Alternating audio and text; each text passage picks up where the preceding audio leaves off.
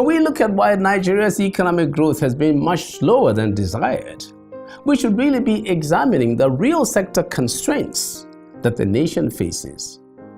Now, when we say real sector, we are actually talking about the part of the economy that is concerned with actually producing goods and services, as opposed to the sector of policies or the part of the economy that is concerned with buying and selling on the financial markets. To get to the heart of it, the real sector is the center of gravity of the economy. So for the most part, as citizens of any country, we should be looking at how the real sector is performing. We should also examine what constraining factors can impede production and or consumption in the so-called real sector. To me, a problem that can be extremely constraining to the real sector is human capital deficiency. Fortunately, we can say kudos to the World Bank, as it is now pivoting much more to investments in human capital, especially since it recently launched its Human Capital Development Index.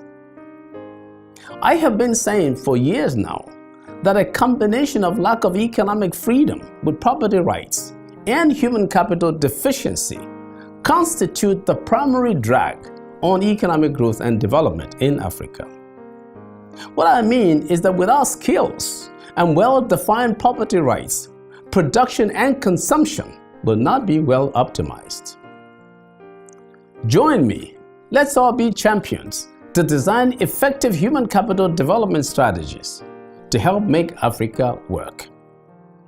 Across Africa, we have to be more committed to solving real sector problems, that is, by removing constraints to the economy. Indeed, the Central Bank of Nigeria, in pursuing this purpose, is all but doing the job of the fiscal sector. Fortunately, it has good control over its core mandates of inflation and exchange rate management.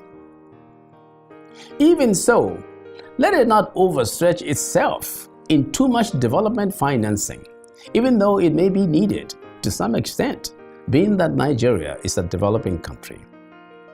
All this said, where the action is really most needed is in human capital development. I'm Magnus Kpakol, and that's my view.